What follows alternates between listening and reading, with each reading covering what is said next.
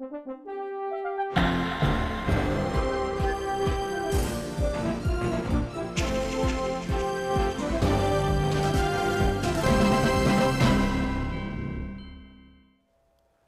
뉴스 2부 시작하겠습니다. 먼저 주요 뉴스부터 전해드립니다. 오는 27일 2차 북미 정상회담이 열리는 베트남 하노이에서는 양측 의전 실무진이 분주하게 움직이고 있습니다. 양측이 직간접적으로 접촉해 두 정상의 숙소와 회담장, 동선 등을 최종 협의 중이고 의전 문제가 확정되면 현지 베트남 당국의 경호 준비도 본격화할 것으로 보입니다. 새해 첫 달인 1월 주택 매매 거래량이 6년 만에 최저 수준으로 떨어지고 반면 전월세 거래량은 크게 늘었습니다. 집값이 안정기에 접어들었지만 지금은 집 살 때가 아니라고 생각하는 사람이 늘고 있는 것으로 보입니다. 오늘 오전 더불어민주당 홍영표, 자유한국당 나경원, 바른미래당 김관영 원내대표가 만나 국회 정상화 방안을 논의했지만 1시간도 안 돼 결렬됐습니다. 민주당은 조건 없이 일단 2월 국회를 정상화하자고 주장한 반면 한국당은 여러 요구 가운데 손혜원 의원 국정조사만 받으면 복귀하겠다고 맞섰습니다. 국회 윤리특별위원회 간사단이 비공개로 만나 5.18 망언 논란을 다뤘지만 결론을 내지 못했습니다. 민주당은 5.18 망언으로 회부된 김진태, 이종명, 김순예 의원 건만 다루자고 주장했지만 자유한국당과 바른미래당은 손혜원 의원의 목포 부동산 투기 논란과 서용교 의원의 재판 청탁 의혹도 함께 다뤄야 한다고 맞섰습니다.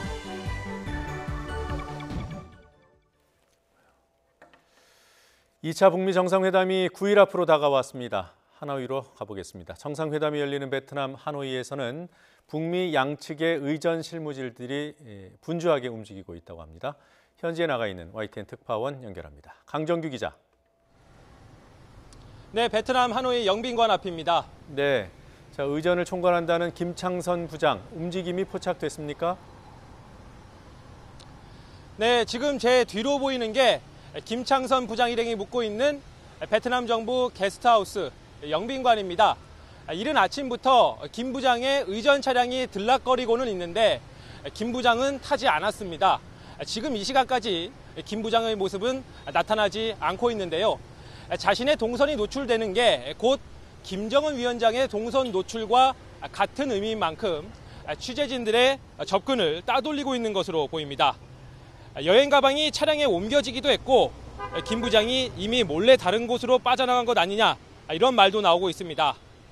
다만 김 위원장의 경호를 맡은 김철규 호위사령부 부사령관은 현지 시각 오전 8시쯤 흰색 승합차를 타고 나가는 장면이 목격됐습니다. 또 대미 접촉 창구로 꼽히는 박철 아시아태평양 평화위원회 부위원장의 모습도 포착됐는데 미국 의전팀과 현지 접촉도 이루어지고 있는 것으로 보입니다. 이곳 영빈관도 월요일인 오늘 오전부터는 도색 작업이 시작되고 주변에 경찰이 배치되는 등 손님 맞을 준비에 분주한 모습입니다. 자, 미국 측 실무진들은 어떻게 움직이고 있습니까? 네, 미국 측 의전을 담당하는 사람은 데니얼 월시 백악관 부비서실장입니다. 김창선 부장과 마찬가지로 지난 주말쯤 이곳 하노이에 도착한 것으로 전해졌는데요. 월시 일행은 하노이 서남쪽에 있는 크라운 플라자 호텔에 여장을 풀었습니다. 도널드 트럼프 미국 대통령의 숙소로 유력하게 거론되는 메리어트 호텔과 회담장 후보인 국가 컨벤션 센터 근처입니다.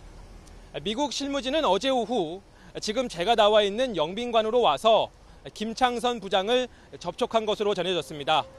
영빈관 바로 건너편에 있는 소피텔 메트로폴 호텔도 함께 점검했다고 하는데 이곳은 김창선 부장이 이틀 연속 답사한 곳으로 김정은 위원장의 숙소로 유력하게 꼽히고 있습니다. 어쨌든 북미 양측이 직간접적으로 접촉해서 두 정상의 숙소와 회담장, 동선 등을 최종 조율 중인 것으로 보이는데요. 양측의 의전 문제가 확정되고 나면 현지 베트남 당국의 경호 준비도 본격화될 것으로 보입니다. 지금까지 베트남 하노이에서 전해드렸습니다. 문재인 대통령은 다음 주 2차 북미 정상회담에서 비핵화와 북미 관계 정상화에 큰 진전이 있을 것으로 전망했습니다. 문 대통령은 오늘 7대 종단 지도자들과 함께한 청와대 오찬 간담회에서 이번 회담을 통해 북미 싱가포르 공동성명의 구체적 가시적 이행이 빠르게 진행될 수 있을 것으로 기대한다며 이같이 말했습니다. 또 지난주 금강산에서 새해 첫 남북 민간 교류 행사가 열린 것과 관련해 남북한 국민이 함께 해금강 일출을 볼 수 있게 된다면 좋겠다면서 한반도 평화가 번영으로 이어지도록 종교계가 힘을 모아달라고 부탁했습니다. 법원이 상습 원정 도박을 한 혐의로 기소된 걸그룹 SES 출신의 방송인 유수영 씨에게 징역형의 집행유예를 선고했습니다. 자세한 내용 취재기자 연결합니다. 이경국 기자. 네, 사회부입니다. 네, 법원이 어떤 부분에 주목해서 유죄 판단을 한 겁니까? 네, 오늘 오후 2시 반쯤입니다. 걸그룹 SES 출신 방송인 유수영 씨의 선고 공판이 열렸습니다. 이 법원에 도착한 유 씨는 심경 등을 묻는 취재진의 질문에 죄송하다는 말만 남긴 채 법정으로 들어갔습니다. 법원은 상습 도박 혐의로 기소된 유 씨에게 징역 6개월에 집행유예 2년을 선고했습니다. 이와 함께 사회봉사 80시간을 함께 명령했습니다. 이 재판부는 범행 기간이 길고 횟수도 많다면서 비난 가능성이 상당하다고 지적했습니다. 이어 도박은 개인적인 일탈이지만 일반 대중이나 청소년에게도 부정적인 영향을 끼쳤다며 강하게 질타했습니다. 다만 유 씨가 처벌받은 전력이 없고 잘못을 반성하는 점 등을 참작했다고 설명했습니다. 유 씨는 지난 2016년부터 지난해 5월까지 마카오 등 해외에서 상습 도박을 한 혐의로 재판에 넘겨졌습니다. 26차례에 걸쳐 도박에 쓴 액수는 7억 9천여만 원에 달하는 것으로 드러났습니다. 앞서 지난 7일 열린 재판에서 검찰은 유 씨에게 징역 1년을 구형했는데요. 유 씨 측은 최후 변론을 통해서 어린 나이에 연예계에 입문해 성실하게 살아왔다면서 사회봉사와 기부 등에 참여해온 점을 참작해달라고 호소하기도 했습니다. 이 사건은 지난해 6월 유 씨가 서울의 한 호텔 카지노에서 6억 원을 빌린 뒤 갚지 않았다는 고소장이 접수되면서 시작이 됐습니다. 이 검찰 수사를 통해서 이 사기죄는 혐의를 벗었지만 상습 도박 혐의가 사실로 확인돼 재판을 받아왔습니다. 이 유 씨에게 도박 자금을 빌려준 혐의로 함께 기소된 윤모 씨와 불법 환전업자들은 각각 벌금형과 벌금 500만 원과 집행유예를 선고받았습니다. 지금까지 사회부에서 전해드렸습니다.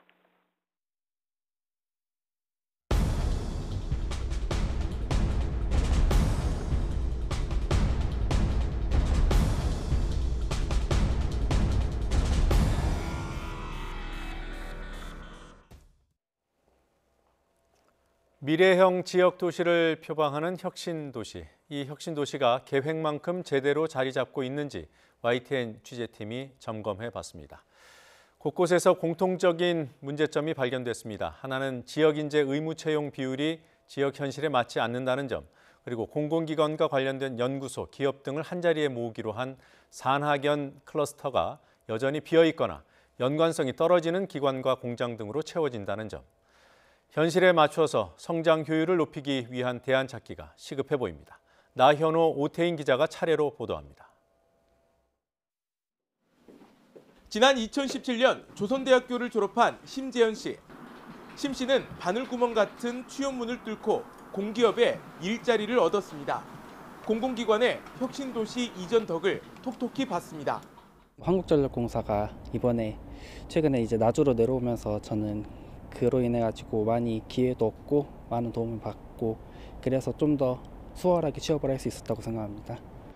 그런데 심 씨처럼 혁신도시 공기업에 채용된 지역 인재는 그리 많지 않습니다.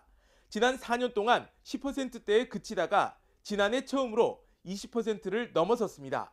지역 인재 채용이 저조한 건 대부분 혁신도시가 크게 다르지 않습니다. 지역 인재 의무 채용은 혁신도시 조성에 중요한 목적 가운데 하나입니다. 지역의 고용 기회를 늘리고 인재 유출을 막아 균형 발전을 이끌자는 것입니다. 하지만 지역의 우수한 인재풀이 갖춰지지 않은 가운데 자칫 제한 경쟁으로 인한 부작용도 우려됩니다. 지역 인재는 혁신도시가 속한 시도지역 대학교 졸업자 가운데 뽑아야 합니다. 그런데 울산과 제주는 4년제 대학이 두 곳에 불과하고 졸업자도 해마다 2, 3천 명 남짓입니다. 부산과 대구, 경북에서 대졸자가 3만 명 넘게 나오는 데 비해 인재 확보에 불리합니다. 그런데 3년 뒤면 지역 인재 의무 채용률이 30%로 높아지는 탓에 공기업들은 인재 양성에 나설 수밖에 없습니다. 15년부터 작년까지 6회에 걸쳐 600여 명의 전문 인력을 양성하였습니다. 이러한 프로그램을 통해 입주 기업에서는 인재 채용에 도움이 되고 학생들은 다양한 에너지 신산업에 대한 최신 트렌드와 기술을 익힐 수 있어서 대구, 경북처럼 지역 인재 채용 범위를 광역화하거나 초중고등학교 졸업자까지 대상을 늘리는 등의 방안이 제시되고 있습니다. 하지만 지역 실정을 고려하지 않은 마구잡이식 정책 밀어붙이기라는 볼멘 소리가 여기저기에서 나오고 있습니다. YTN 나윤호입니다. 허허벌판에 건축자재와 컨테이너만 덩그러니 놓였습니다. 겨울바람에 말라버린 잡초만 무성합니다. 이곳은 산학연 클러스터 부지입니다. 이전하는 공공기관과 관련된 연구소, 기업 등을 한자리에 모으기로 했지만 4년 넘게 방치됐습니다. 경남 진주혁신도시에만 39곳, 21만 6천 제곱미터에 이릅니다. 하지만 겨우 7곳이 입주했습니다. 이마저도 진주로 옮겨온 공공기관과 연관성이 없는 지사와 아파트형 공장이 차지했습니다. 경남 혁신도시 산학연 클러스터 부지는 총 39개입니다. 주로 공공기관의 지소라든지 연구소, 지식산업센터가 입주해 있습니다. 경남 혁신도시는 그나마 상황이 나은 편입니다.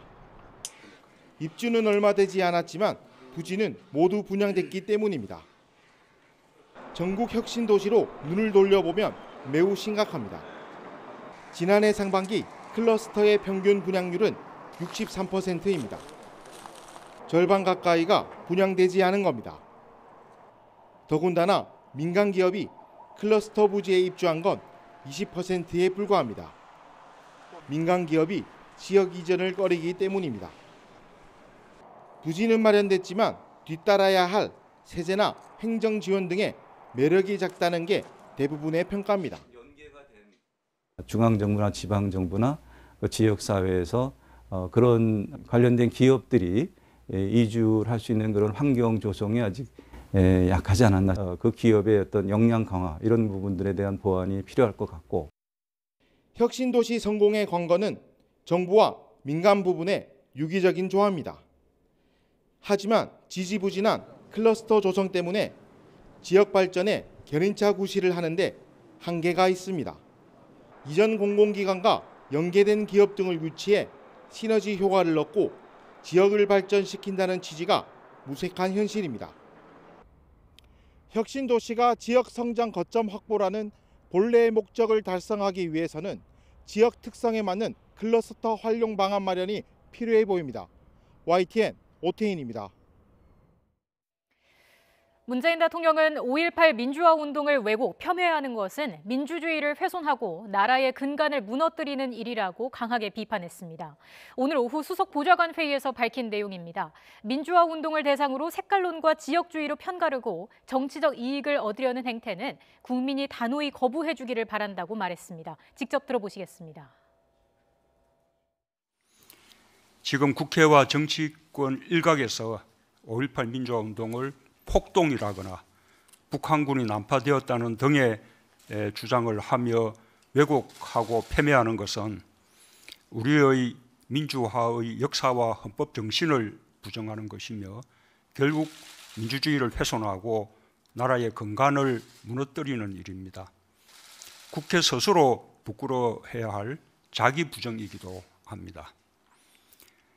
우리의 자유민주주의는 다양성을 존중하고 각기 다른 생각들에 대한 폭넓은 표현의 자유와 관용을 보장합니다. 그러나 표현의 자유와 관용이 민주주의를 파괴하거나 침해하는 주장과 행동에까지 허용될 수는 없습니다. 너무나 많은 희생을 치렀고 지금도 아픔이 가시지 않은 민주화 운동을 대상으로 오직 색깔론과 지역주의로 편을 가르고 혐오를 불러일으켜 정치적 이익을 얻으려는 행태에 대해 국민들께서 단호하게 거부해 주시기 바랍니다. 자유한국당 차기 당대표에 출사표를 던진 황교안, 오세훈, 김진태 후보가 보수 진영의 핵심 지지 기반인 대구에서 열린 합동연설회에서 지지층 다지기에 한창입니다.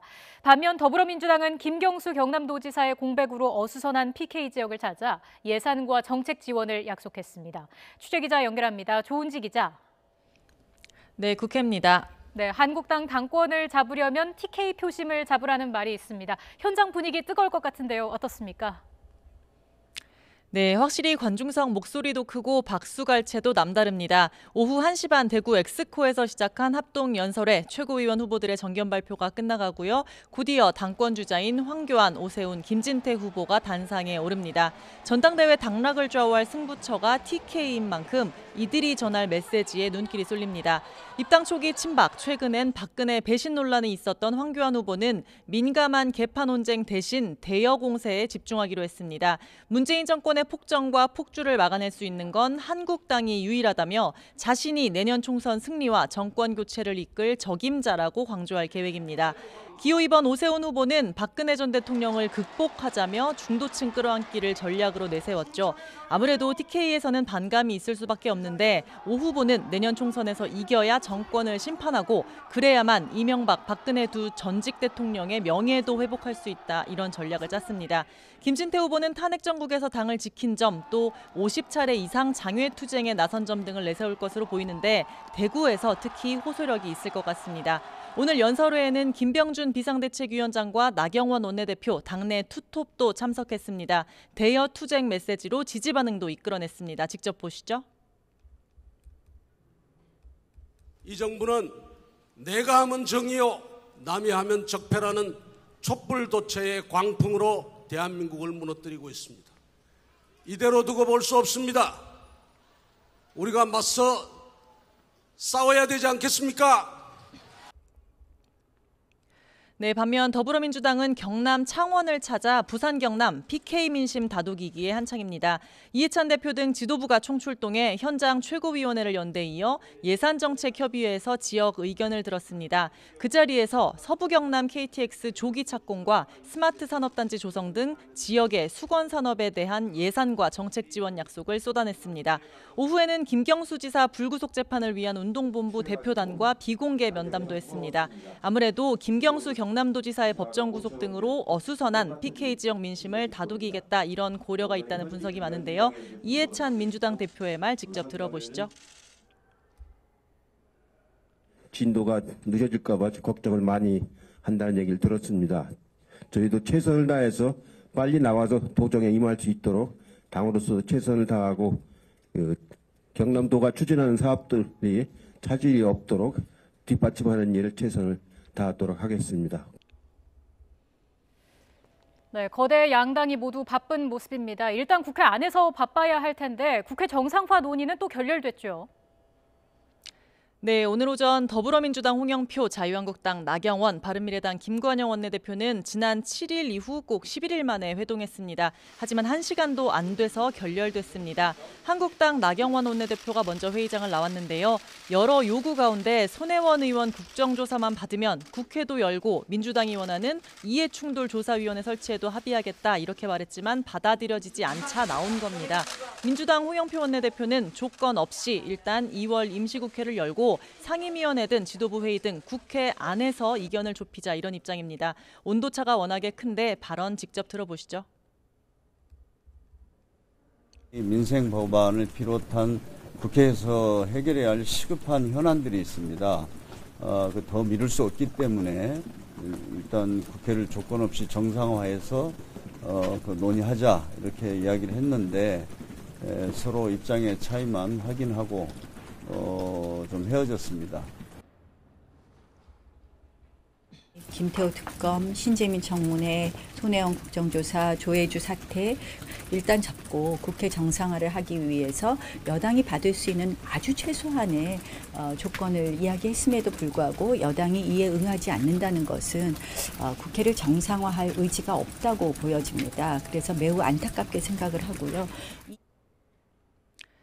네, 이뿐 아니라 오늘 아침엔 국회 윤리특별위원회 간사단이 비공개로 회동해 5.18 망언 논란을 다뤘습니다. 역시 결론은 내리지 못했습니다. 국회 윤리특위에 올라온 26건 가운데 어떤 한 건을 상정할지를 놓고 싸운 건데요. 민주당은 5.18 망언으로 회부된 김진태, 이종명, 김순례 의원 건만 다루자고 주장했지만 한국당과 바른미래당은 무소속 손혜원 의원의 목포 부동산 투기 논란과 민주당 서영교 의원의 재판 청탁 의혹도 함께 다뤄야 한다고 맞섰습니다. 박명재 위원장은 올라온 징계안 전부를 상정하자는 의견이 우세했다면서 오는 28일 간사단이 다시 만나 최종 확정하겠다고 밝혔습니다. 윤리특위 전체 회의는 다음 달 7일로 정해졌습니다. 지금까지 국회에서 YTN 조은지입니다.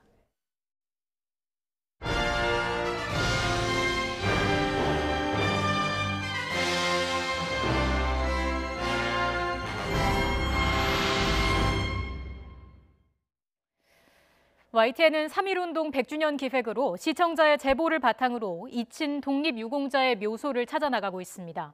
시민들이 보내준 내용 가운데는 황당한 사례도 있었습니다. 어떤 내용인지 이승배 기자가 보도합니다.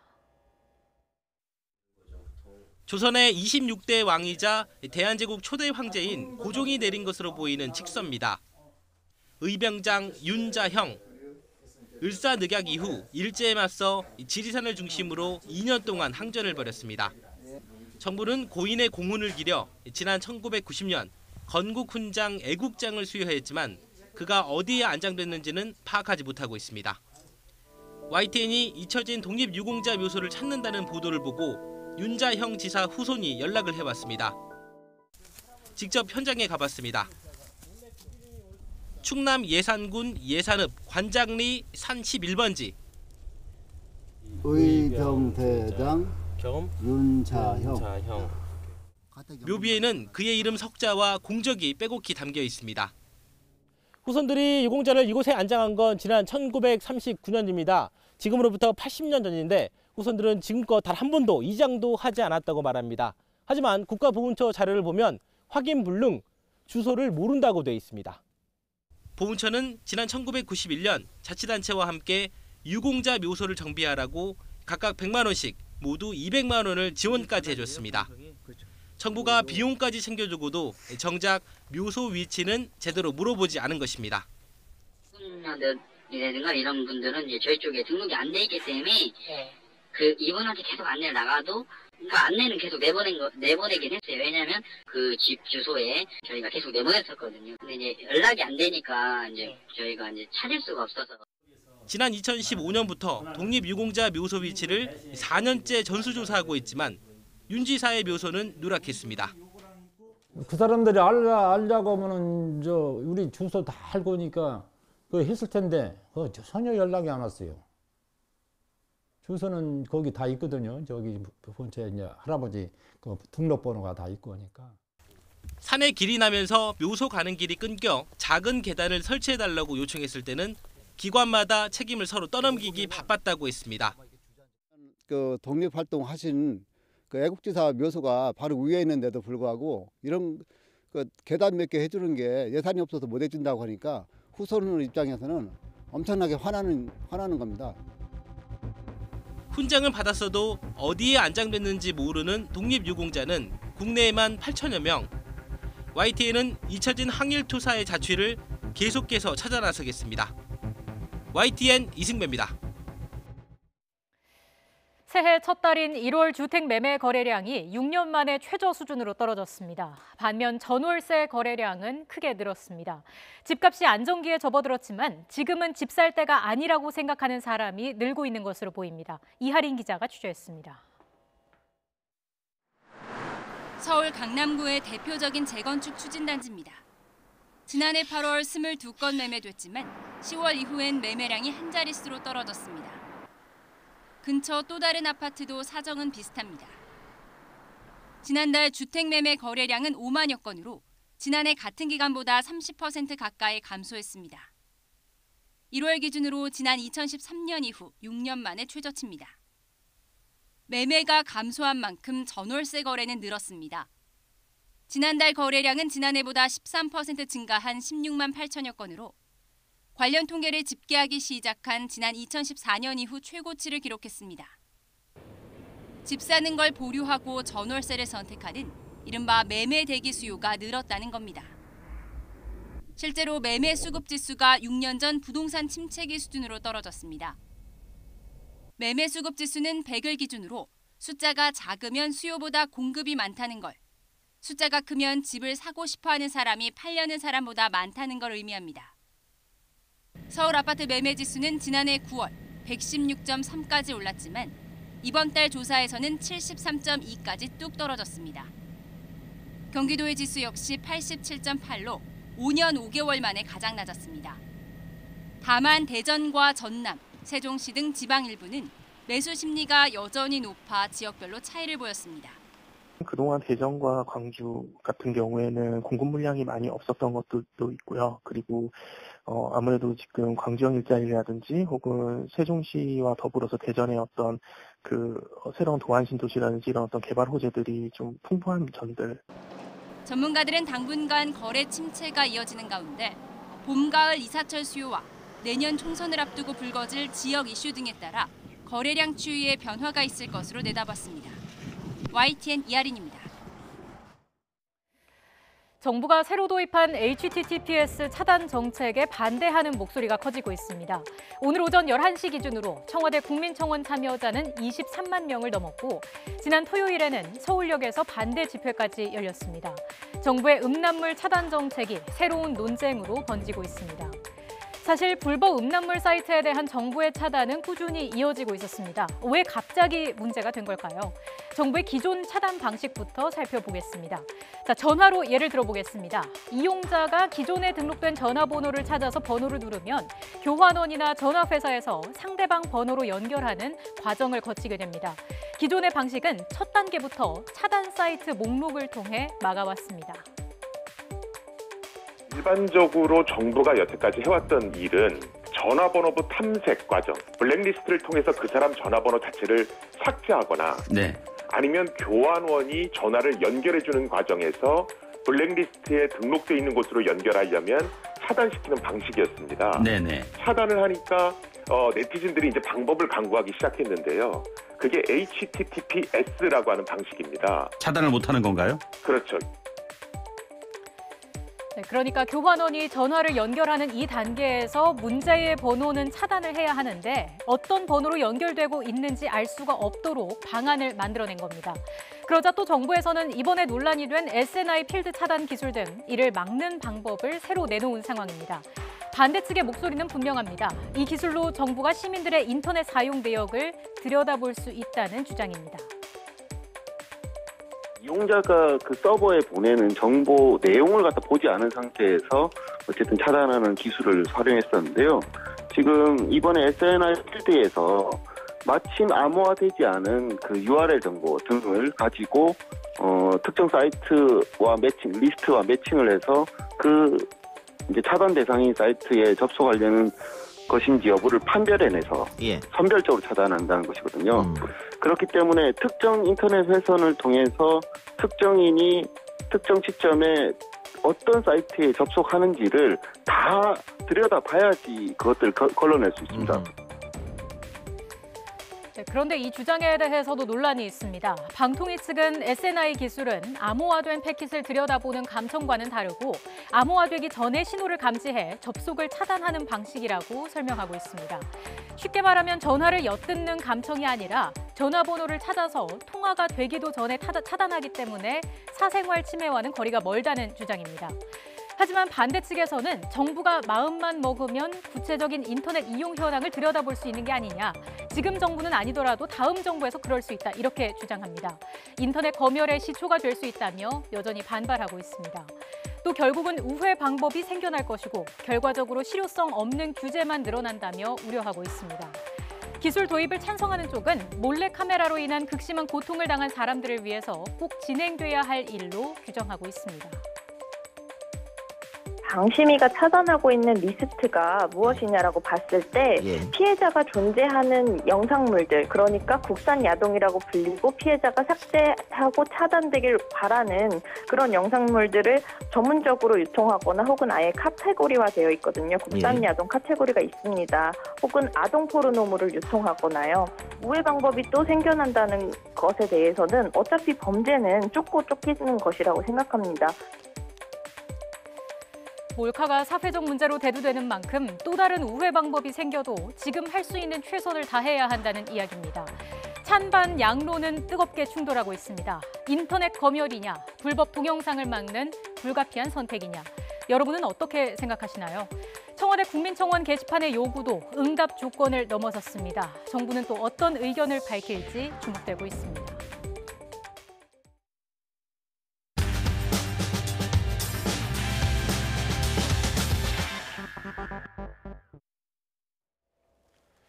어제 여야 5당 지도부가 방미 일정을 마치고 귀국했습니다. 그동안 국내 언론은 방미단 일정과 미국 측 인사들의 발언 내용을 보도해 왔습니다. 북한에 대한 불신, 낙관론에 대한 경계 등이 대부분이었습니다. 하지만 현장에서 직접 발언을 듣고 필요할 경우 토론을 벌인 당사자의 평가는 어떨지 궁금합니다. 정동영 민주평화당 대표와 함께 방미 성과 등에 대해 얘기 나눠보겠습니다. 스튜디오에 나와 계십니다. 어서 오십시오. 네, 안녕하세요. 안녕하세요. 자, 국회가 꽉 막힌 상태에서 떠난 방미 일정이었기 때문에 뭐라고 할까요? 좀 부담이 있으셨을 것 같아요. 네. 성과가 어땠다고 자평하십니까? 우선 시기, 내용, 그다음에 형식에 있어서 뭐 적절했다고 봅니다. 왜냐하면 이제 북미 정상회담이 2주 남은 시점에서 그리고 국회의장 또 여야 5당 대표 또 외교통일위원회 위원장과 간사단 총망라 총출동한 셈이에요. 그러니까 한국 국민의 목소리를 직접 가장 중요한 인사들에게 특히 미국 하원 의장 낸시 펠로시 의장은 우리의 국회의장과 당 대표를 합쳐놓은 그런 권한과 역할을 가진 사람이거든요. 그냥 의전적 국회의장이 아니고 그래서 이분이 특히 이 북핵 문제에 대해서 또 이 정상회담에 대해서 회의적인 그런 입장을 갖고 있었는데 상당히 뜨거운 논쟁이 있었습니다. 예, 지금 말씀하신 펠로시 의장 면담 때 그 펠로시 의장이 좀 부정적인 얘기를 많이 했다고 보도가 됐어요. 어떤 얘기를 하던가요? 그러니까 트럼프 대통령이 쇼하는 거다라는 것이고 알맹이가 없지 않느냐 말밖에 없다. 그리고 김정은 위원장을 믿을 수 있느냐 믿을 수 없다.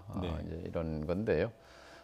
특히 이제 그 비핵화가 아니라 한반도 비핵화가 아니라 비무장화. 그건 아마 이제 남쪽의 한미 군사 훈련이나 주한미군 철수를 염두에 둔 듯한 발언으로 들렸습니다만 결국 북한의 의도가 남한의 비무장화 아니냐 하는 그런 편견.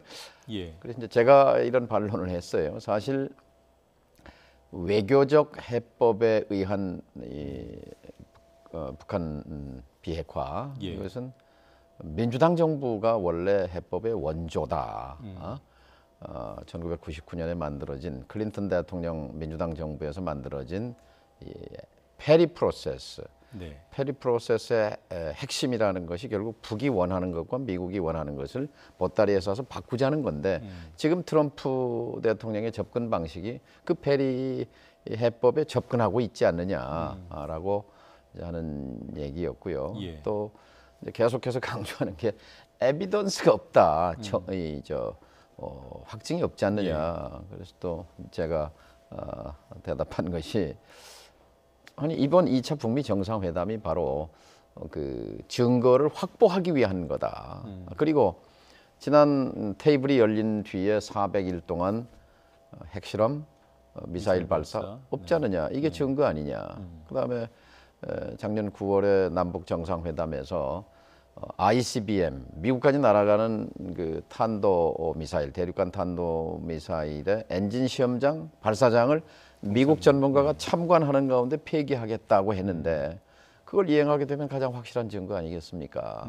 또 하나 영변 핵사이트를 상응 조치가 주어지면 제재 완화, 제재 해제가 되면 이걸 영구 폐기하겠다고 했는데 영변은 북한 핵의 능력의 80%가 집중된 곳인데 이것을 영구 폐기하면 그것이야말로 확실한 증거 아닙니까? 라는 반론을 폈고 거기에 대해서는 뭐 특별한 이렇게 뭐 재차 반론은 없었는데요. 결과적으로 이제 자신은 긍정적, 낙관적이진 않지만 그러나 희망적으로 보고 싶다. 기대는 해보겠다. 당신들의 의견이 맞고 내 의견이 틀리기를 바란다. 뭐 했으니까 어쨌든 토론이 나름대로 그 펠로시 의장에게 참고할 만한 의견들을 입력한 효과가 있었다고 생각합니다. 왜냐하면 이 펠로시 의장이 발목을 잡기로 마음먹으면 사실 제재 완화나 제재 해제는 불가능합니다. 펠로시 의장이 뭐 국내 미국 내에 지금 뭐 트럼프 대통령과의 대립 관계라든가 이런 걸 볼 때 북한 문제에 대해서 좀 밀도 있는 토론을 하거나 정보를 좀 확인하거나 이럴 기회가 많지는 않았을 것 같아요. 그렇죠. 그러니까 펠로시 의장의 머릿속에 있는 우선순위에 있어서 뭐 1번도 트럼프, 2번도 트럼프, 3번도 트럼프. 아마 북핵 문제는 아마 우선순위가 낮았을 거라고 생각합니다. 그래서 하원 의장이 된 이후에 그리고 또 한국에서 정말 한국민의 목소리를 대표할 수 있는 그런 대규모 대표단이 총망라해서 자신을 방문해서 깊이 있는 토론을 벌였기 때문에 또 그 트럼프 대통령에 대한 반감과 불신이 이 북핵 문제에 대해서 자신과 상의하지 않는다는 것도 포함되어 있다고 생각하는데요. 트럼프 대통령에 대한 그런 불신을 표출함으로써 좀 사람이 그 화를 내게 되면 화가 좀 풀리는 효과도 있지 않습니까? 아마 한 70%는 그런 좀 그 분이 좀 풀리지 않았을까 그런 기대도 합니다. 원래 면담 시간보다는 시간이 꽤 많이 길었던 것 같아요. 30분 예정하셨던 거죠? 미국 하원에서 가장 오래 그 하원 의원으로 봉사한 딘젤 의원이라는 분의 장례식이 있어서 이분이 59년 동안 하원 의원을 하셨어요. 그래서 특히 민주당 의원들이 총출동해서 미시간의 장례식에 참석하느라고 뭐 등등 시간이 좀 늦어졌어요. 시간이 늦어진 반면에 토론 시간이 좀 많이 늘어난 뒤에 상원 군사위원장을 만나기로 돼 있었는데 그걸 취소하고 그냥 하원 의장과 토론이 길어졌어요. 그 자리에서 나경원 원내대표도 뭔가 뭐 의견을 내거나 그러지 않았습니까? 이제 뭐 종전 선언에 대해서 안 된다. 이게 앞서가면 또 이게 이제 주한미군 철수로 이어진다 등등의 우려를 표현했습니다만 이제 긍정적인 것은 그 앞에 야당도 보수 야당도 외교적인 해법 해결책을 지지한다라고 말함으로써 그 여야 5당 대표단이 기본적으로 협상에 의한 대화에 의한 북한 문제 해결, 북핵 문제 해결에 동의한다라는 그런 일치된 목소리를 보인 것은 다행이지요. 그리고 자유한국당이 같이 갔기 때문에 여야가 총망라된 대표단이라는 점에서 잘 된 거지요. 혹시 그 펠로시 의장이 한일 관계에 대해서도 우려를 나타냈습니까? 그 펠로시 의장은 10년 전에 위안부 결의안을 주도한 분이에요.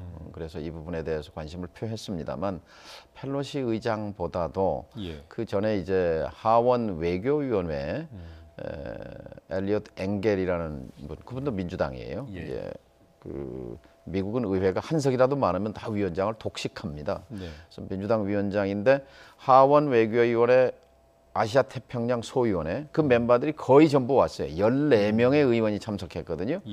우리 대표단이 14명이었는데 공교롭게 이제 같은 숫자의 의원이 참석했습니다만 제가 미국 의회에 여러 번 갔습니다만 14명이나 되는 의원들이 이렇게 미국 측에서 참석한 것은 그만큼 이 한반도 문제에 대한 관심을 반증하는데 그때 좀 의아하게 느꼈던 게 그 여러 사람이 이 일본 관계를 지적하는 거예요. 문제를 거론하는데 그런 느낌이 들었습니다. 아, 이건 일본 로비가 좀 통한 거다라는 생각이 들었어요. 근데 실제 미국 의회를 상대로 사람과 돈과 물자를 투입하는 그 양이 일본이 우리의 60배가 넘습니다. 그러니까 뭐 상시적으로 미국 의회와 소통하고 이렇게 설득하면서 일본의 이익을 관철해 나가거든요.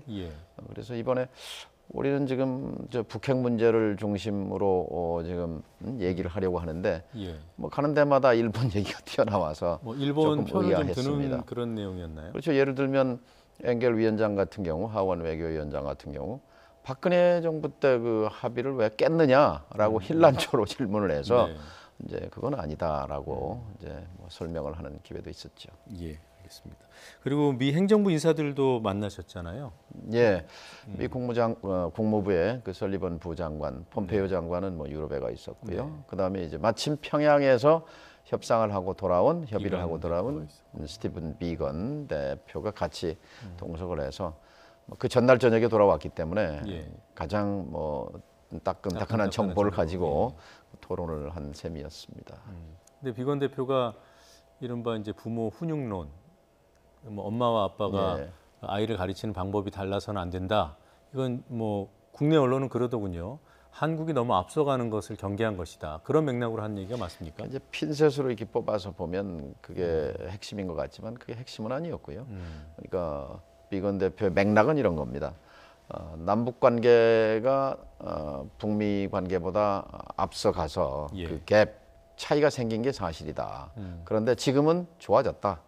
근데 남북 관계 진전에 반대하지 않는다. 다만 삐걱거리지 않도록 사전 협의를 잘 해주었으면 좋겠다. 뭐 이런 이게 이제 전체적인 맥락이고요. 현재는 잘 된다 이런 얘기. 뭐 좋아졌다, 나아졌다 이렇게 얘기를 했고요. 그다음에 이제 좋은 경찰, 나쁜 경찰, 그 굿캅, 뭐 배드캅 얘기를 우리 문희상 의장께서 이제 역할 분담을 해서 할 수 있지 않느냐 하는 데 대해서 그 비유보다는 이제 엄마의 얘기와 아빠의 얘기가 같아야 아이가 말을 듣지 않느냐 하는 비유를 들었는데요. 그건 뭐 하나의 예화였죠. 예, 알겠습니다. 자, 이제 2차 북미 정상회담이 이제 9일 꼭 남았더라고요. 지금 미국에서 뭐 의회 관계자들도 만나고 오셨고 또 행정부 관리들 특히나 비건 대표한테서는 이제 협상 직후에 만나셨기 때문에 뭔가 앞으로 전망하는 데 도움이 되는 정보들도 꽤 들으셨을 것 같아요. 2차 북미 정상회담에서 어떤 결과가 나올까? 수위가 어느 정도일까? 어떻습니까? 구체적인 게 나올까요? 비건 대표가 물론 행정부의 경험도 있지만 자동차 회사에서 부사장으로 근무하다 왔고 그러니까 협상가라고 볼 수 있죠. 굉장히 아주 그 분명했습니다. 그 논리와 그 말의 표현이 우리는 선택했다. 이제 북한의 선택이 남아 있다. 그리고 북한이 선택할 수 있도록 협상을 하는 것이다. 라고 얘기했고 평양에 가서 2박 3일 동안 한 것은 협상이 아니다. 협의다. 라고 얘기했고 12개의 어젠다가 테이블에 올라왔다. 북이 하고 싶은 얘기를 다 책상 위에 꺼냈고 우리는 우리가 원하는 걸 다 책상 위에 꺼냈다. 그건 뭔 얘기냐면 바로 그게 포괄적 해법이라는 거거든요. 서로 상대방이 원하는 걸 꺼내놓고 이걸 교환하는 방식이 추진되고 있다는 건데요. 12가지가 뭘까? 그건 뭐 본인은 설명을 하지 않았습니다만 그건 뭐 유추해 보면 6월달 싱가포르 합의에서 3가지 원칙이 합의됐단 말이죠. 하나는 새로운 북미 관계, 그게 제일 핵심이죠.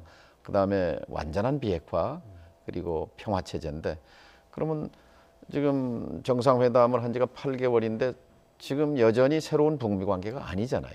그럼 새로운 북미 관계로 들어가려면 뭐 예를 들면 당연히 평양과 워싱턴의 연락사무소를 뭐 교환한다든지 이런 것들이 새로운 북미 관계를 상징하겠죠.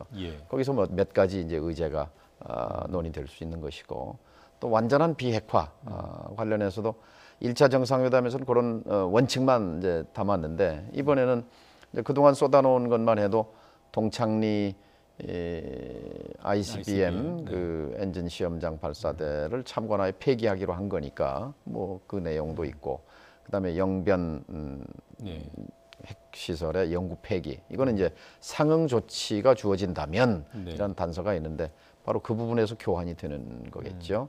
또 평화 체제는 이제 그 첫 관문으로서 종전선언 문제가 다루어질 수 있을 것이고 이런 것들이 이제 12가지가 된다는 얘기죠. 지금 말씀하신 것 중에서 사실 뭐 ICBM 문제라든가 그다음에 영변 핵시설 폐기 문제라든가 이런 부분들이 전제가 될 경우에 미국이 줄 수 있는 상응 조치의 규모가 수위가 어느 정도일까? 사실 이런 것들 많이 궁금해하세요. 뭐 어떤 사람은 금강산 정도는 되겠지만 뭐 개성은 어려울 것이다 이런 얘기도 하고요. 북한은 높으면 높을수록 좋은 거죠. 예. 상응 조치가요. 근데 지금 이제 제재가 이렇게 보면 됩니다. 큰 틀에서는 이제 유엔 안전보장이사회 제재가 있죠. 예. 그것은 2006년 1차 핵실험부터 해서 10차례가 10번의 유엔 제재 결의가 있어요. 예. 그다음에 이제 미국의 그 독자적인 미국 정부의 제재가 있는 거죠. 행정명령으로. 예. 그리고 이제 하나는 우리 정부가 지금 박근혜 정부가 개성공단을 폐쇄했다든지 하는 우리 또 5.24 조치하는 요 세 차원의 제재가 있습니다. 근데 사실은 가장 어려운 게 지금 미국의 네. 제재를 푸는 게 의회를 거쳐야 되는 부분이 있기 때문에 또 미국은 여론이 좌우하는 나라거든요. 미국 언론과 주류 언론과 싱크탱크가 부정적인 기류가 강하기 때문에 예. 그것이 어렵고 오히려 유엔 제재 결의는 10차례나 됐지만 그러나 이번에 확실한 구체적인 비핵화의 행동 계획이 합의된다면 그리고 예. 실행이 된다면 유엔 제재 결의는 완화될 수 있는 거죠. 또 그 독일이나 프랑스 같은 나라들도 거기에 동의하게 되면 중국과 러시아는 물론 이제 제재 완화를 해줘야 된다고 주장하는 입장이기 때문에 예. 유엔 제재 결의가 비교적 쉽고 그리고 또 이제 한국 정부가 독자적인 제재로서 5.24 조치 해제 또 개성공단의 재개 같은 북한이 간절히 바라고 있는 부분에 예. 대해서 해낼 수 있는 거죠. 여기에 이제 문재인 대통령의 또 추가 역할이 요구되고 있습니다. 그러니까 개성공단도 가능성이 적진 않다고 보시는 저는 건가요? 있다고 봅니다. 왜냐하면 최고 지도자가 신년사에서 개성공단과 금강산 관광을 조건 없이 재개하겠다라고 얘기했는데 뭐 성과물이 나오지 않으면 체면에 관련이 되는 문제죠. 예, 알겠습니다. 저 오늘 오전에 보니까 국회 정상화 협의를 했어요. 그러니까 미국 다녀온 나경원 원내대표 또 김관영 원내대표 이제 뭐 교수단체 3인이 만나서 했는데 결렬이 됐습니다. 그 미국 같으면 좀 낮을 거라는 그런 예상이 있었는데 혹시 뭐 다투거나 그런 건 아니죠? 미국에서는 뭐 이 국내 국회 문제를 뭐 얘기할 기회는 없었습니다만 예. 그러나 1월 달에는 더불어민주당이 태업을 했고 2월 달에는 지금 자유한국당이 파업을 하는 꼴인데요. 지금 국민은 안중에 없는 거죠.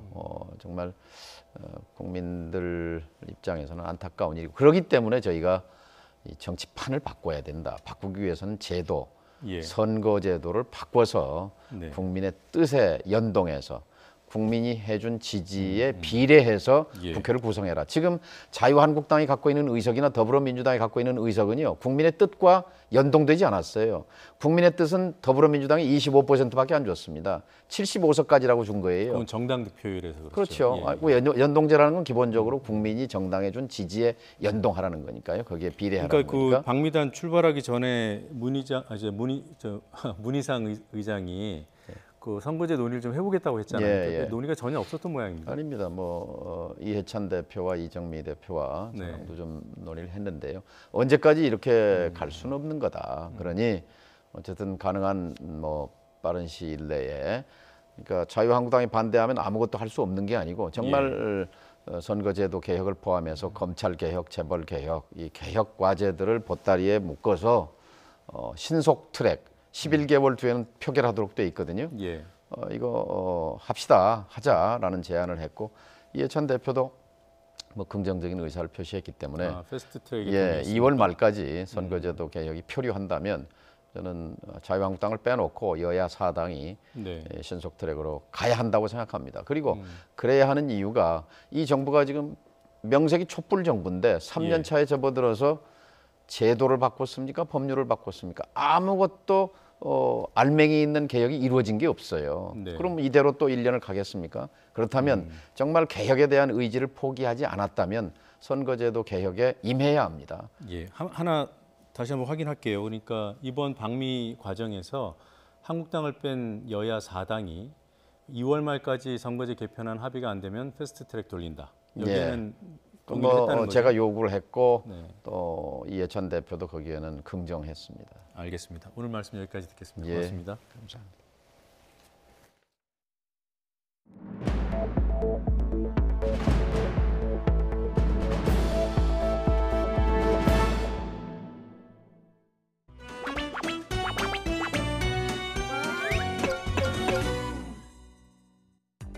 역사 왜곡 세력의 프레임을 씌우고 또 그 정점에는 저는 청와대가 있다고 생각합니다. 청와대가 무려 한 달이 지나서 위헌 자격 문제를 삼아서 거부했습니다. 이동욱 기자는 역사 고증, 사료 편찬 등의 연구 활동 5년 이상의 자격 요건을 충족합니다. 권태호 예비역 중장을 저희가 추천한 이유는 헬기 기충소사 부분이 포함되어 있기 때문입니다. 국회의장과 제가 이 방미 중에 이렇게 청와대가 국회의 추천을 거부한 것은 청와대의 신각을 단적으로 보여주는 대단히 무례한 사례이다. 청와대 정치가 여의도를 이렇게 점령하게 되면 여의도에서 해야 될 민생 정치는 실종되고 많은 불행한 사건이 일어나게 됩니다. 방미 중에 이렇게 청와대가 국회의 추천을 거부한 것은 대단히 무례한 사례이다라는 부분을 지적하겠습니다. 한국당 전당대회가 극우 집단의 망원대회로 전락했습니다. 5.18 망원 당사자들은 반성은커녕 망원을 자기 홍보 수단으로 삼기 시작했고 또 다른 최고위원 후보는 북한군이 개입했다는 증거가 많다며 망원대열에 합류했습니다. 전당대회를 망원대회로 만든 책임은 전적으로 한국당 지도부에게 있습니다. 점입 가경으로 현 지도부가 5.18 위원을 새로 추천하지 않고 버틴다면 더 이상 자정 능력이 없음을 인정하는 꼴이 된다는 것을 분명히 해둡니다. 전당대회를 망원대회로 만든 책임은 전적으로 한국당 지도부에게 있습니다.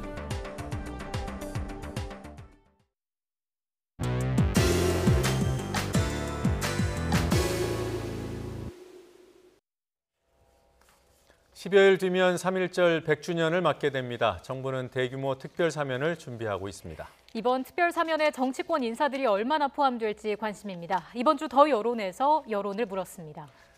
그리고 지난 한 주 한국당 의원의 5.18 망원 파문이 뉴스를 도배하다시피 했죠.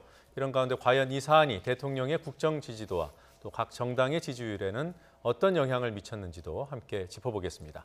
이택수 리얼미터 대표, 또 박시영 윈지코리아 컨설팅 부대표 함께합니다. 어서 오십시오. 안녕하세요. 네, 안녕하세요. 자, 먼저 3.1절 특사에 정치인을 포함시키는 것에 대한 여론조사 결과부터 간단히 요약하겠습니다. 네. 정치인 특사에 반대한다는 의견이 절반을 넘었습니다. 51.3%였고요. 찬성한다는 의견은 42.2%에 그쳤습니다. 옆에 보이는 막대 그래프는 매우 찬성과 찬성하는 편, 또 매우 반대와 또 반대하는 편을 나눠서 표기를 해놨습니다. 자, 어떻습니까? 이 대표님, 이런 지금 현재 그 특사 가능성이 거론되는 정치인들이 있잖아요. 그런데 이번에는 질문에는 포함은 안 시켰죠? 그렇습니다. 질문에는 포함을 시키게 되면은 정치적인 이제 쟁점화될 수 있는 사안이기 때문에 한국당을 지지하느냐, 민주당을 지지하느냐에 따라서 또 다른 응답이 나올 것 같아서 일단은 질문에는 포함시키지 않았습니다. 그런데 이제 결과를 보니까 한국당 지지층이라든지 보수층은 박근혜 전 대통령이라든지 이명박 전 대통령을 염두에 두고 응답을 한 측면이 있는 것 같고요. 또 민주당 지지층이나 진보층은 뭐 정의당 지지층이라든지 이쪽은 한명수 전 의원이라든지 아니면 이석기 전 의원, 한상균 전 민노총 위원장을 염두에 두고 응답한 것이 아닌가. 그래서 굉장히 좀 복잡한 해석들이 나올 수 있는 결과가 나왔습니다. 부 대표님께서 보시기에 어떠세요? 이런 거론되는 정치인들에 대한 반대 의견이다, 이렇게 볼 수 있을까요?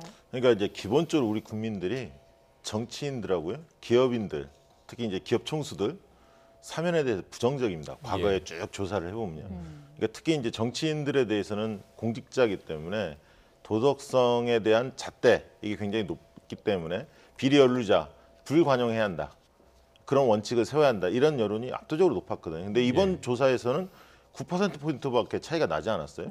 반대 여론이 보통 꽤 더 높을 것으로 보통 예측을 하는데 60%를 상회하지 않을까 보통 그렇게 예측하는데 51대 42로 9%포인트밖에 차이가 나지 않았습니다. 이제 그런 이유로는 아까 이택수 대표 말씀하신 대로 보수층에서 일각에서는 이 질문 자체를 박근혜 전 대통령까지 포함해서 생각하지 않았을까 그런 어떤 추정이 좀 가능해 보이고요.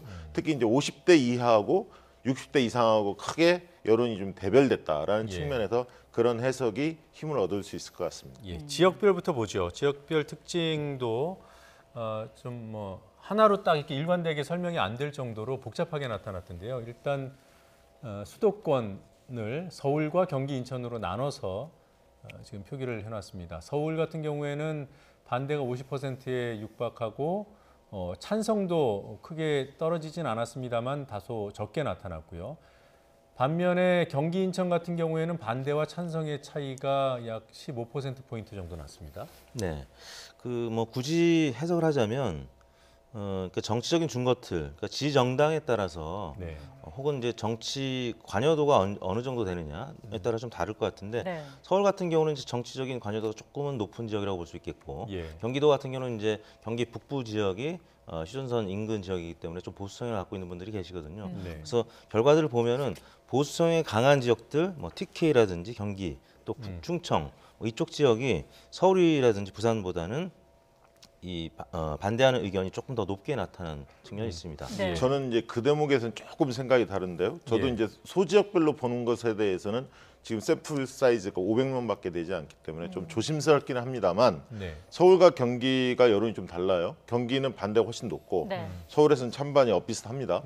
그래서 왜 그럴까 생각 한번 해봤는데 혹시 태극기 부대가 태극기 집회가 많이 매주 열리는데 아무래도 서울의 보수층들이 더 적극적으로 참여하지 않겠습니까? 지리적으로 봤을 때. 그렇기 때문에 서울에서 찬반의 격차가 더 좁은 게 아닐까. 그러니까 보수층 중에서도 경기 쪽에 사시는 분보다는 서울 쪽에 사시는 분들이 태극기 집회에 좀 자주 나오다 보니까 박근혜 대통령 좀 염두에 두고 그런 어떤 찬성 쪽에 여론이 좀 더 쏠리지 않았을까. 사실 박근혜 대통령 전 대통령은 아예 대상도 아닌데요. 그렇죠. 대상도 아님에도 불구하고 요즘에 가짜 뉴스가 워낙 횡행하다 보니까 그렇게 생각을 하고 응답하지 않았을까. 근데 이제 실제 이제 박상기 전 법무장관이 과거 인터뷰 한 방송에서 한 적이 있는데 그 전에 이제 그에 앞서서 황교안 전 국무총리가 지난 1월달에 한국당 입당 당시에 사면은 형사법적 절차지만 정치적인 측면도 있다. 뭐 이런 표현을 하면서 박근혜 전 대통령이 사면을 암시한 주장을 한 적이 있습니다. 그렇기 때문에 황교안 전 총리를 지지하는 분들은 당연히 이 질문을 받고 박근혜 전 대통령 사면을 떠올렸을 가능성이 있거든요. 그런 차원에서는 아까 말씀드린 정적인 관여도에 따라서 좀 응답들이 다르게 나타날 가능성이 있다는 거죠. 실제 사면 가능성이 그렇게 높아 보이지는 않습니다. 정치인 사면은. 왜냐하면 이번 컨셉 그렇죠. 이번 컨셉이 서민 생계형 그건 늘 했죠. 그다음에 이제 시국 싸움들을 되게 이제 포함을 많이 하겠다. 이런 흐름이 좀 감지가 됩니다. 세월호라든가 또 강정마을이라든가 밀양 송전탑 등등에서 시위하다 연루됐던 분들을 좀 이번에는 사면을 하겠다 이런 의지가 좀 읽혀져요. 그런데 정치인 사면을 하려면 밸런스가 굉장히 중요합니다. 여당이 몇 명 있으면 야당 쪽이 몇 명 있어야 하거든요. 근데 야당 쪽에 지금 박근혜 대통령은 재판이 진행되기 때문에 사면의 대상이 아니고 이명박 대통령도 마찬가지죠. 그렇다면 야당 쪽 특히 한국당 쪽에 가까운 분들 중에 좀 알려진 분들이 사면 대상에 포함될 수 있는 분들이 있을까? 아직은 뚜렷이 보이지가 않아요. 때문에 한명숙, 이광재 등등의 여당 쪽의 이제 인사들만 이렇게 사면을 하기에는 정치적으로 굉장히 부담이 될 겁니다. 물론 이제 또 한 가지는 그런 얘기를 합니다. 대통령의 공약 중에 하나가 5대 중대 범죄에 대해서는 제하겠다. 그래서 뇌물, 뭐 횡령, 배임, 뇌물 수수 뭐 이런 것들이 있는데 물론 이광재, 한명숙 두 분 다 정치자금법 위반입니다. 하지만 정치자금법 위반이라 하더라도 돈과 자유롭지 못한 분들이거든요. 때문에 좀 부담이 있을 수 있다. 그래서 이번에 정치인 사면이 포함될 가능성 좀 희박하지 않을까. 저는 좀 그렇게 예상을 합니다. 조사 결과를 간단하게 요약해보고 전망을 좀 해보죠. 먼저 지역별 특징 조금 전에 수도권 봤습니다만 TK와 PK도 의견이 엇갈렸습니다. 보겠습니다. 대구 경북은 반대가 높았고요. 부울경, PK에서는 찬성이 오히려 높게 나타났습니다. 또 다른 지역도 볼까요? 대전, 충청, 세종, 이 충청권 반대가 63.2%, 찬성이 32%, 거의 뭐 2배 차이가 났는데 지역 중에서는 반대 여론이 가장 높은 것이 충청권이더군요. 그리고 호남은 오히려 정치인 특사에 찬성한다는 의견이 6대4 정도로 높게 나타났습니다. 정치 성향별로도 좀 보겠습니다. 네, 보수 성향이라고 답한 분들 중에서 찬성이 46, 반대가 23 정도요. 그리고 진보라고 답하신 분들이 42, 그리고 반대는 54 정도. 지금 보수층에서 오히려 찬성이 조금 높았고요. 중도와 진보에서는 비슷한 비율로 반대가 훨씬 높았습니다. 마지막으로 연령별 특징도 좀 볼까요? 네. 자, 이 부분은 두 분께 좀 여쭤보고 싶은데요. 20대의 반대가 많은 것은 이해가 됩니다. 근데 60대 이상에서 찬성이 가장 높게 나타난 건 아까 말씀하셨던 그 박근혜 전 대통령에 대한 착각인가요? 그렇게 보여집니다. 다른 요인은 없습니까? 다른 요인으로 볼 수 있는 것은 별로 눈에 띄지는 않습니다. 이제 저희가 2년 전에 그 정치인은 아니었는데 경제인 사면과 관련해서 조사한 적이 있는데 그때는 60%가 반대를 했었습니다. 근데 이제 그거보다는 낮은 수치라는 것이 좀 눈에 띄는 대목인데요. 60대는 일반적으로 50대 이하보다는 좀 관용적인 응답들을 많이 합니다. 그 뭐 사면이라든지 여러 가지 기업인들에 대한 또 정치인들에 대한 어떤 태도에 있어서 젊은 층보다는 관용성이 좀 있는 연령대이기 때문에 그런 규범적인 답변보다는 관용적인 답변을 했을 가능성이 있고 또 하나는 이제 박근혜 전 대통령을 염두한 그런 답변이 나왔을 가능성이 있는 것이죠. 그러니까 보수층에서는 지금 찬성이 약간 높고요.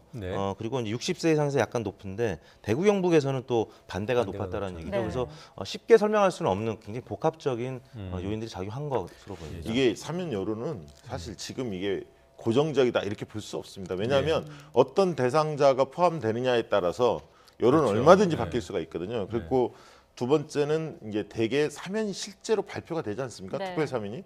그럼 혜택을 받는 분들이 상당히 많습니다. 왜냐하면 운전면허, 운전과 관련해서 막 이런 분들 여러 분들이 생계형으로 사면을 많이 받기 때문에 크게 국민적 지탄이 있는 특별 사면이 이루어지지 않는다면 대개 이제 이런 사면은 대통령 국정 지지도 측면에서는 호재다 이렇게 보여집니다. 그러니까 이번 사면 같은 경우는 대사가 일반 사면이 아니기 때문에 범죄 유형별로는 사면이 안 되는 거죠. 그냥 5대 범죄, 중대 범죄자는 제외하고 그다음에 지난 정부에서 있었던 6대 시위, 그러니까 시국사범들 그분들이 특사 대상이고 그 이외에 정치인 중에서는 누가 포함될까 이게 이제 논점인데. 근데 서민 생계형은 아마 포함될 겁니다.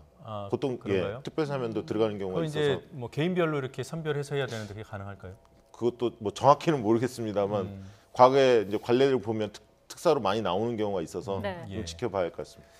어떻습니까? 그 정치인이 만약에 포함된다면 누구 가능성이 가장 높을까요? 아까 이제 그 밸런스 얘기하셨는데요. 지금 한명수 전 총리는 예전부터 얘기가 나왔기 때문에 만약에 한다라고 하면 포함 가능성이 있는데 문제는 아까 말씀드린 이석기 전 의원이라든지 또 한상균 전 민노총 위원장이라든지 이런 분들은 지금 여권 내에서도 좀 부담이 된다라는 얘기들이 나오고 있기 때문에 근데 이제 반대 입장에서 보수 야당에서 누가 될 것인지 근데 아직까지는 뭐 그런 얘기들이 나오고 있지 않기 때문에 아마 8.15라든지 아니면 성탄절 특사를 앞두고 지금 여론의 동향을 한번 보기 위한 움직임이 아니겠느냐. 왜냐하면 그 박상기 법무장관이 아까 이제 인터뷰 얘기했습니다만 어떻게 답변을 했냐면 일반 국민들께서 판단하실 것으로 생각한다.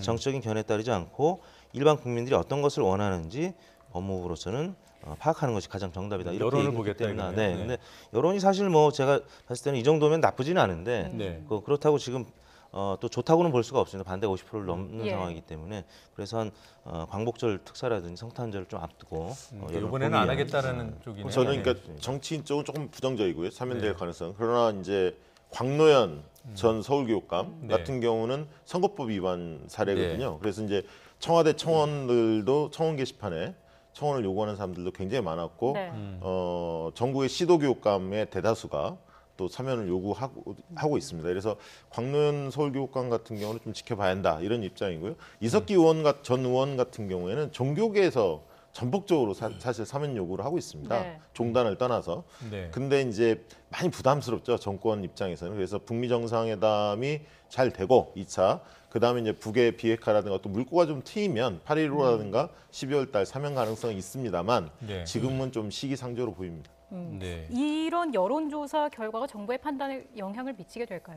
뭐 참고는 하겠죠. 근데 지금 이 정도라면은 이제 쉽게 판단하기는 어려울 것 같고요. 애매한 결과가 나왔기 때문에. 근데 이제 과거에 이제 정부를 보면은 YS 때 전체 5년 집권 기간 동안에 한 704만 명을 특별 사면을 했다고 하고요. 네. 뭐 일반 시국 사범들이 외에는 이제 또 민생 사범들이 많기 예. 때문에 또 DJ 때 1,037만 제일 많았습니다. 근데 언제 사면이 됐냐면 지지율이 좀 안 좋을 때 레임덕이 왔을 때 지지율 제고를 위해서 좀 사면을 이제 단행하는 경우가 많이 있었는데요. 아직까지는 문재인 대통령실이 그렇게 낮은 상태가 아니기 때문에 굳이 정치인 사면을 통해서 민심에 또 역풍을 맞으면서까지 하지는 않을 것 같다 이런 여론들이 좀 더 많은 것 같습니다. 자, 대통령 국정 수행 평가 그리고 또 정당 지지도도 살펴보겠습니다.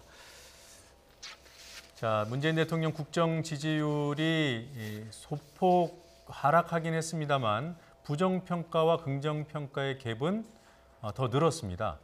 지금 보면은 거의 6%포인트 차로 벌어졌는데요. 이렇게 이 정도로 벌어진 게 오랜만이죠? 그렇습니다. 오차 범위를 넘는 수준입니다. 지금 오차 범위가 플러스 마이너스 2%포인트이기 때문에 4% 격차 이상 벌어졌기 때문에 지금 격차가 크다고 볼 수 있고요. 지금 6주 연속 긍정평가가 부정평가를 앞서고 있습니다. 네. 가장 이제 큰 원인은 경제 행보 때문에 그렇고요. 그런 요인이 계층별로 보면은 자영업층이 계속 30%대 지지율이었는데 지금 40%대로 회복이 됐고요. 50대도 지금 긍부정이 이제 팽팽한 수준으로까지 회복이 됐습니다. 50대가 부정이 많이 높아졌었는데 좋아진 측면이 50대에서 발견이 되고 있습니다. 예, 긍정평가의 기원 뉴스 또 뭐가 있을까요? 긍정평가는 일단 뭐 민생경제에 주력하는 그런 모습이 계속 보였고 그다음에는 이제 본인의 생각을 강변하기보다는 실제 어려움에 빠진 자영업자들, 소상공인 이런 분들의 이야기를 많이 듣는 경청하는 모습들이 플러스 요인으로 보여지고요. 일단은 불안정한 국면을 조금 벗어난 게 아닌가. 좀 안정 국면에 약간 대통령 지지도가 좀 안착하는 흐름이 좀 보인다 이렇게 보여지고요.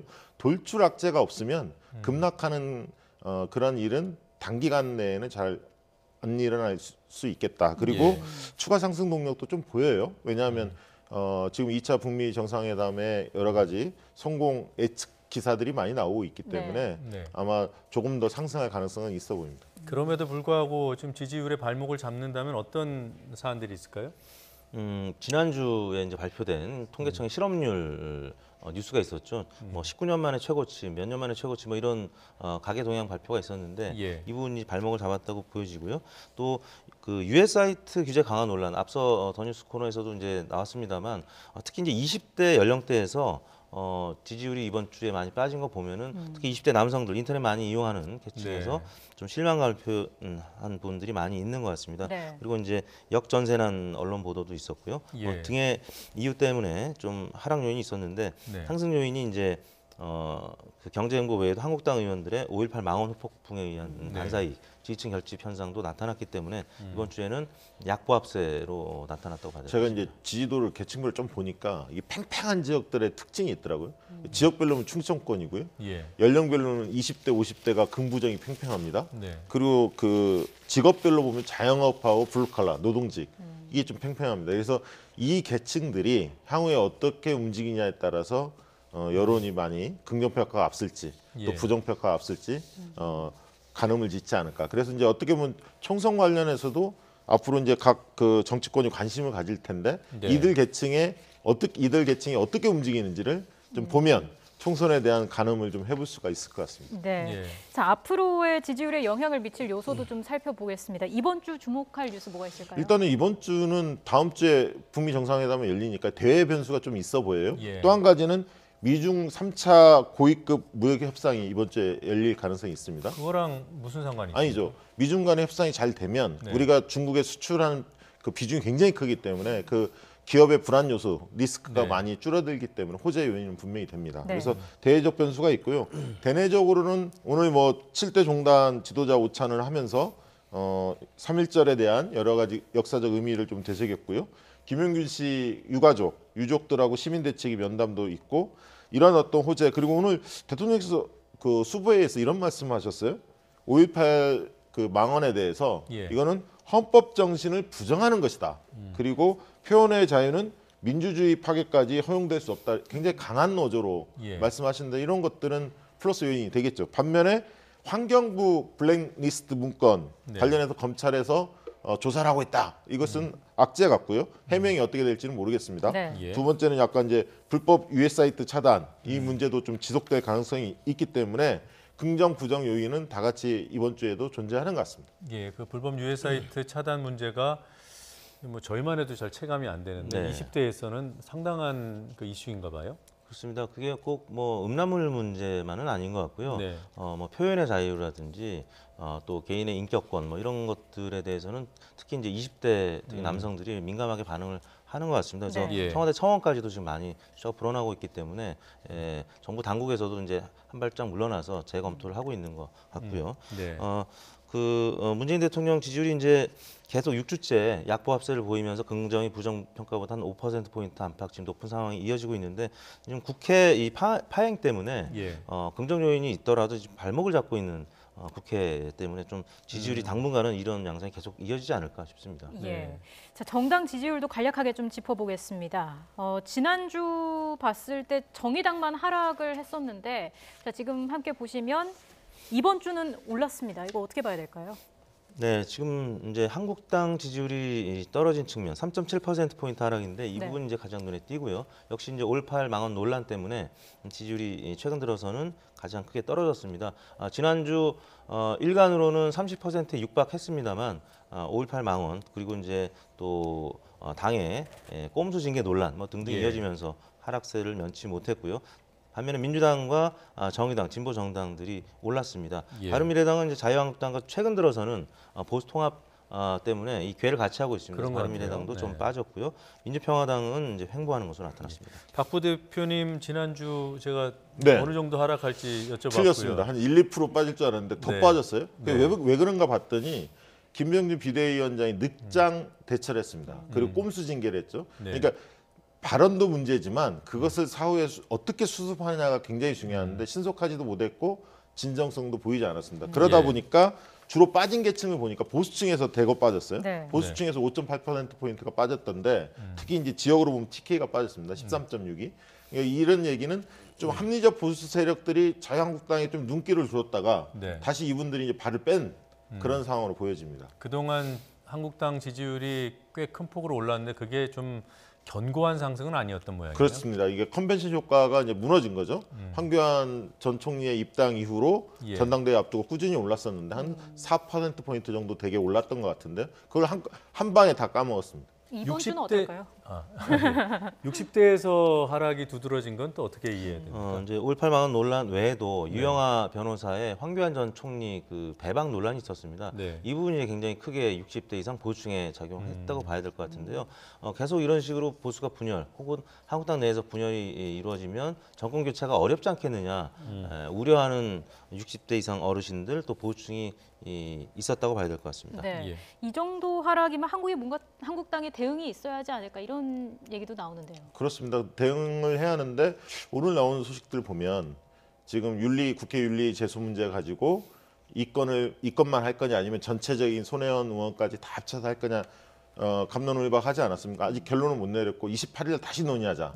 그 얘기는 뭐냐면 전당대회 28일 날 끝나니까 그 새 지도부가 들었으면 다시 논의하겠다 이런 어떤 자세인데 제가 볼 때는 이건 좀 끊고 가야 하는데 그런 측면에서 한국당한테 계속 좀 악재로 부담으로 작용할 가능성이 좀 있어 보입니다. 그렇지만 지지율이 더 이상 막 급락하지는 않을 겁니다. 한 1~2% 정도 빠져도 그 정도 빠지고 전당대회까지 갈 가능성이 있습니다. 한 번 더 전망하셨는데 다음 주에 보겠습니다.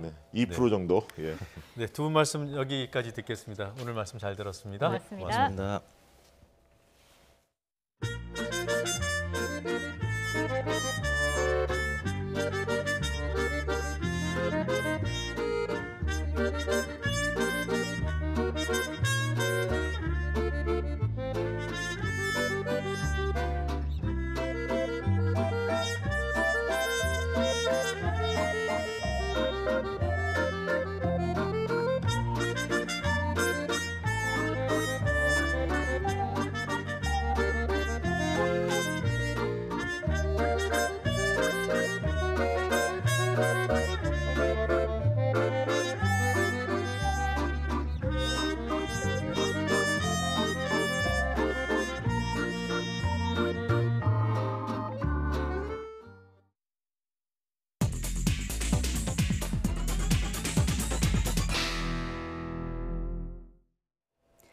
뉴스브리핑입니다. 5.18 망언 논란과 관련해 자유한국당 김진태 의원의 지역구인 강원도 춘천시에서 김 의원 퇴출 운동이 시작됐습니다. 춘천 지역 50여 개 시민사회단체는 오늘 오전 춘천시청 앞에서 김진태 추방 범시민 운동본부를 발족하고 김 의원이 막말과 망언으로 춘천 시민을 한없이 수치스럽게 만들었다며 국회는 즉각 김 의원을 제명하라고 주장했습니다. 앞서 강원 지역 5.18 민주화운동 동지회는 오늘 오전 춘천지방검찰청을 방문해 김 의원을 명예훼손과 모욕 혐의로 고소했습니다. 5.18 구속 부상자회 대구 경북지부와 대구 경북진보연대 등 66개 시민사회단체는 오늘 대구 산격동 엑스코 앞에서 기자회견을 열고 국회가 5.18 망언 의원 3명을 제명해야 한다고 촉구했습니다. 66개 단체는 김진태, 김술래, 이종명 등 자유한국당 의원 3명의 망언은 5.18 민중항쟁 사실을 왜곡할 뿐만 아니라 민주주의를 지켜온 국민의 피땀 어린 역사를 통째로 부정한 것이라고 평가했습니다. 이어 한국당이 이들 의원의 징계를 미루는 것은 명백한 책임 회피라며 해당 의원 3명을 국회에서 퇴출하는 데 동참하고 당을 해산해야 한다고 목소리를 높였습니다. 수백억 대 횡령과 뇌물 혐의로 1심에서 징역 15년을 선고받은 이명박 전 대통령의 항소심 공판에서 핵심 증인들이 모두 불출석하며 10분 만에 끝났습니다. 서울고등법원은 오늘 오후 이 전 대통령 항소심 공판에서 김백준 전 청와대 비서관과 이학수 전 삼성전자 부회장 등 핵심 증인 4명의 출석 요구서가 송달되지 않아 신문기일을 다시 정하기로 했습니다. 이 전 대통령 측 변호인은 검찰 측에 유리한 진술을 했던 핵심 증인들의 진술에 일관성이 없다면서 검찰도 일부 증인을 법정에 세우는 데 협조해달라고 요청했습니다. 재판부는 지난 15일 이 전 대통령의 보석 여부에 대해 검찰과 이 전 대통령 양측의 의견을 듣고 조만간 결정하기로 했지만 오늘은 별다른 언급 없이 종료됐습니다. 다음 공판은 모레인 20일 오후에 열립니다. 부산 항운노조의 채용 비리를 수사 중인 검찰이 조합원과 관련자들을 잇따라 구속했습니다. 부산지검 특수부는 부산 항운노조 조합원 1명과 일용직 노동자 용역업체 대표 2명을 구속했다고 밝혔습니다. 구속된 조합원은 채용을 대가로 수천만 원을 건네받은 혐의를, 용역회사 대표들은 수십억 원대 회사 자금을 횡령한 혐의를 받는 것으로 알려졌습니다. 오늘 밤 호남과 경남 지방을 시작으로 내일은 전국에 눈이나 비가 내리겠습니다. 중부지방에는 출근길에 또 많은 눈이 쏟아질 것으로 보입니다. 네, 날씨 알아보겠습니다. 권혜인 캐스터. 네, 기상센터입니다. 내일 전국에 눈비 예보가 있다고요? 네, 흐리기만 한 오늘과 다르게 내일은 전국에 눈과 비 예보가 있습니다. 남부지방은 비로, 중부지방은 눈으로 내리겠는데요. 특히 내일 출근길, 중부지방에는 또다시 많은 눈이 쏟아질 것으로 보입니다. 출근길 교통 대란이 우려되니까요. 평소보다 조금 서두르시는 게 좋겠습니다. 비와 눈은 밤사이 전국으로 확대되겠고요. 오후부터 점차 그치기 시작해서 밤에는 다시 맑은 날씨를 되찾겠습니다. 따라서 정월 대보름달은 전국에서 볼 수 있을 전망입니다. 내일 제주 산간에는 100mm가 넘는 폭우가 쏟아지겠고요. 해안에는 최고 60mm, 남부지방에도 10에서 50mm의 많은 비가 오겠습니다. 서울과 경기, 영서지방에는 최고 7cm의 대설이 쏟아지겠습니다. 내일 아침 기온은 오늘보다 5에서 6도가량 높겠습니다. 서울 아침 기온 0도, 부산 7도, 울릉도 4도, 평양은 영하 3도로 예상되고요. 내일 낮 기온은 오늘보다 1에서 3도가량 낮겠습니다. 서울 낮 기온 3도, 대구 6도, 금강산은 7도로 예상됩니다. 내일 밤 비가 그친 뒤에는 당분간 맑은 날씨가 이어지겠고요. 기온은 점차 오름세를 보이면서 주 후반으로 갈수록 초봄 날씨에 가까워질 전망입니다. 지금까지 날씨 정보였습니다. 더 뉴스 마치겠습니다. 저희는 내일도 진실에 한 발 더 다가가겠습니다. 고맙습니다.